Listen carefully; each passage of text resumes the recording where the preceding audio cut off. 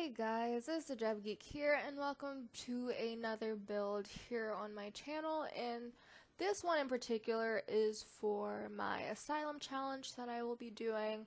I will link a card to the cast video I did for these Sims. So this was kind of difficult, mainly because I had an overall layout of what I want to do with the series and with the house and whatnot. But at times I was just like, is this too big?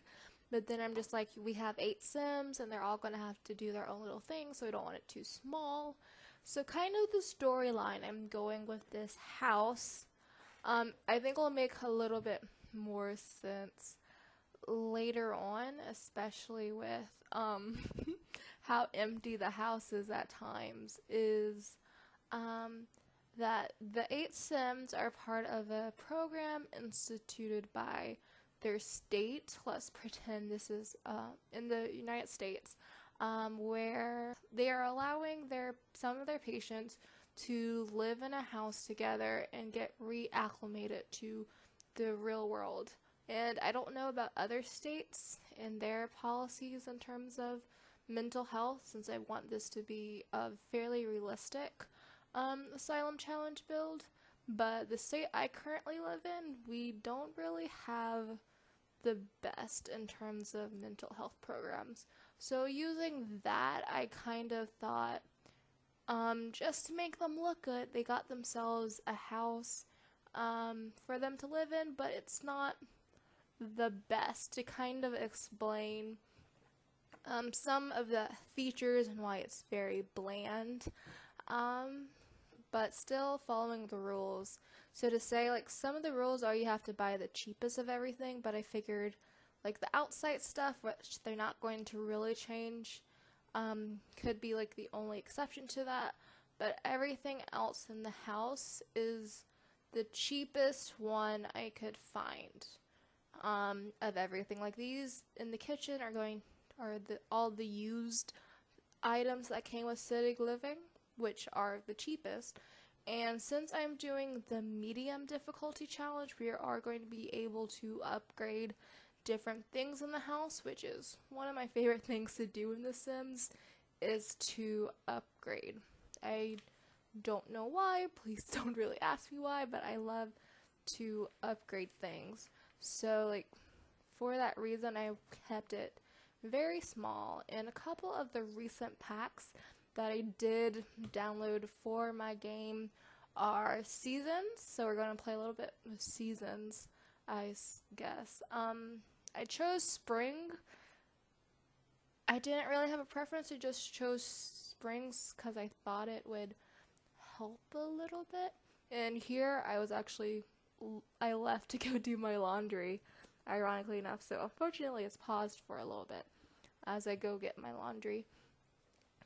But yeah, I got the spring, I got the laundry pack, as you can see, and I also got Jungle Adventure because I thought that would be helpful at least. And here's when I figured out that everything might be a little bit too dark to actually be able to see. And then here's like me making a tiny little laundry area so people can do their laundry. And I think one of the hardest parts of this build was finding seating and whatnot, because I did in fact want to go with like the cheapest options, but it was really hard. But luckily enough, we are going to have the opportunity to upgrade everything. So like I went with the cheapest floor, the cheapest television, the cheapest paint colors, everything. I went with the cheapest because I love upgrading. I even thought about having multiple bookshelves, but then I was like, that kind of makes no sense. But at the same time, there's going to be 8 Sims, so it kind of sort of makes sense for having multiple bookshelves. I don't know, but some of the rules that I'm going to read as I flip through my notebook is you have a starting fund of $500, and you will see me do that towards the end of the video, because I'm actually in the wrong setting for updating stuff, but I do change that later on. You'll probably later on in the video see me change where the type of build setting I am. You must complete 3 aspirations, and if you watched my cast video before, you'll know that I wanted this to be as realistic as possible, so I just got done doing a whole bunch of research on different quote-unquote treatments for the mental disorders that I gave Sims, so that would be fun. They cannot have both a TV and a computer, so for now I just gave them a television. You can have one sink, which is in the kitchen, one toilet, and one shower / bathtub combination, which is on the second floor. You can only have 5 bed spots, and I gave them these really uncomfortable beds that are only comfortable for children, actually.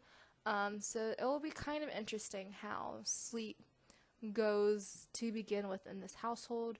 You can only have 6 total seats, so there's, I believe all the seating areas are on the first floor. There's 2 single chairs, a love seat, and the 2 chess table chairs. So that's all the seating, although Sims can sit on beds, so that's another place to sit.